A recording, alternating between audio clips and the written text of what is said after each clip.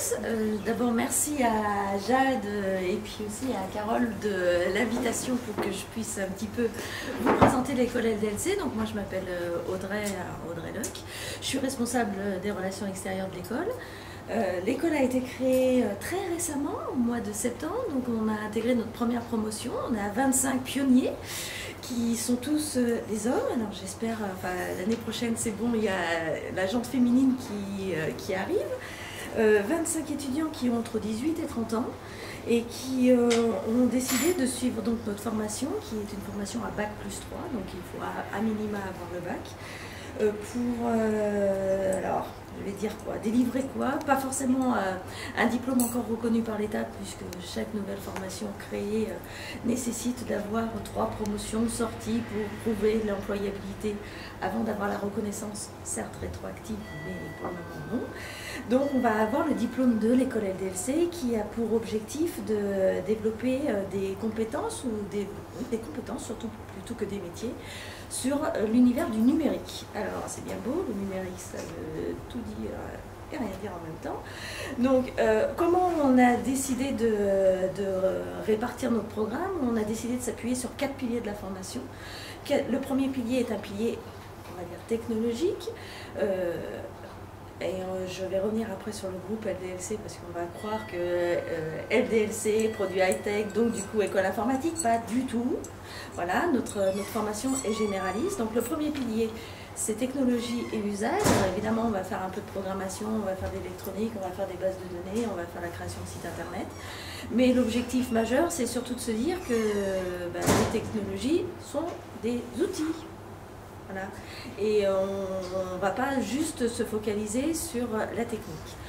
On rajoute un autre pilier qui est un pilier acteur et vecteur de communication qui est en lien en fait avec la communication au sens large, le marketing, en fait le web marketing, pour être capable d'avoir une vision à la fois de stratégie de communication digitale globale. Alors c'est très bien ça, sur des outils qui peuvent être notamment les réseaux sociaux, mais du bon usage des réseaux sociaux, en termes entreprise et puis aussi en termes de personal branding, parce que c'est parfois un peu défaillant. Et en dehors de ça, on a cette approche qui est une approche héroïste, quand même, malgré tout, qu'il faut garder à l'esprit, parce que si vous voulez faire partie intégrante d'une entreprise ou en développer la vôtre, il faut derrière se dire que ce serait bien d'avoir un business model qui tienne la route. Voilà. Alors ce business model qui tient la route, on en rajoute une couche supplémentaire avec le 3e pilier qui s'appelle Vie de l'entreprise, qui est un pilier que vous retrouverez à mon avis dans beaucoup de formations type école de commerce, un pilier de gestion, d'analyse financière, avec aussi tout ce qui est achat, logistique, RH, enfin le panel global de toutes les fonctions principales au support d'une structure. Et le tout saupoudré d'un dernier pilier qui s'appelle perspective et réalité. Moi je l'appelle ouverture des chakras. Les matières enseignées sont des matières assez déroutantes pour nos étudiants. On va aussi bien faire de l'histoire de l'art que de la littérature grecque ancienne ou l'histoire d'écriture. Très bien. Alors, ça sert à quoi? Ça sert surtout à se dire que les matières sont peut-être c'est pas le plus important. Ce qui nous intéresse, c'est de mettre nos étudiants en déséquilibre pour qu'ils soient capables derrière de développer un esprit critique, 2 une capacité d'analyse et 3 une petite méthodologie de travail. Alors, je vais l'entendre parce que je vois ce magnifique tableau. On fonctionne beaucoup en mode gestion de projet chez nous. Donc ça veut dire quoi? Ça veut dire que les 4 piliers qu'on a de la formation se déclinent en matière avec des cours classiques, on va dire. Et à l'issue de entre 6 et 10 semaines de cours, on a une semaine qui est une semaine consacrée à un mode qu'on appelle séminaire, où nos étudiants sont sollicités par des donneurs d'ordre extérieurs, donc des entreprises, dont quelques-unes qui sont ici, qui vont donner une problématique de travail. Nos étudiants vont travailler par groupe, parfois en concurrence ou parfois ensemble, pour pouvoir pendant une semaine mobiliser toutes les compétences qu'ils ont pu acquérir, j'espère, au sein de la formation, et puis surtout faire preuve aussi de compétences transverses, de savoir être professionnel, type la débrouillardise, la capacité de rebond, être capable de se dire qu'on fait une première itération et puis en fait la première itération, le verdict c'est que c'est pas terrible du tout et qu'il faut recommencer, bon ben voilà, sur une autre voie. Ça, il faut qu'ils aient cette agilité-là. Voilà. Donc ils sont en mode entreprise par ce biais-là, ils sont aussi en mode entreprise par un biais, on va dire, classique, qui est par l'intermédiaire de stage. Sur les 3 ans, ils en ont 3 plus une expérience à l'étranger. Le premier stage a déjà été réalisé et c'est un stage un peu détonnant aussi, qui est un stage ouvrier pendant 1 mois. Je vous ai dit tout à l'heure qu'ils ont entre 18 et 30 ans, ça veut dire que j'ai des jeunes bacheliers, j'en ai d'autres qui sont en réorientation. Et puis j'ai un comptable par exemple qui est en reconversion. Donc j'en ai 4 ou 5 qui ont entre 26 et 30 ans. Donc pour eux, s'ils s'engagent, ils s'engagent pas pour rien, véritablement. Néanmoins, on met tout le monde au même niveau avec ce premier stage, avec voilà, une expérience dans une blanchisserie industrielle, dans une fonderie. Voilà. Je crois que c'est là les bases de la découverte de l'entreprise, pour essayer de se dire que si on veut éventuellement peut-être atteindre d'autres strates, il faut d'abord faire preuve d'humilité. Les valeurs humaines sont pour moi majeures pour pouvoir réussir, certes professionnellement, mais juste dans la vie. Donc ça, c'est le premier stage. Le deuxième stage, il a lieu en début de deuxième année, il est un petit peu décalé par rapport aux autres formations. Officiellement, c'est de mi-septembre à mi-décembre, mais comme je vous l'ai dit, j'ai quand même beaucoup d'étudiants qui ont envie en fait, de travailler. Donc on peut avancer ce stage-là à compter de mi-juillet, parce que les cours s'arrêtent à ce moment-là. Donc la période officielle, c'est 3 mois, ils peuvent aller jusqu'à 5 mois, et la plupart d'entre eux sont plutôt partants par rapport à ça. Avec une thématique qui est plus en lien avec le programme. Donc là, je vous dirais que c'est plus pour être un peu dans le dur déjà. Je vais encore faire preuve d'humilité dans la démarche parce qu'on ne va pas avoir des experts au bout d'1 an de formation, même s'ils ont des parcours sur lesquels ils peuvent s'appuyer précédemment. Mais par contre, je pense qu'ils ont quand même cette vision à 360 et on a aussi cette capacité à les mettre tellement souvent en confrontation avec le réel que je pense qu'ils peuvent être assez efficaces, j'espère. Donc ça, c'est la deuxième année. Et la dernière année, elle est là aussi relativement classique, elle est scindée en 2. Premier semestre qui clôture la formation des enseignements, et après on a 2 parties.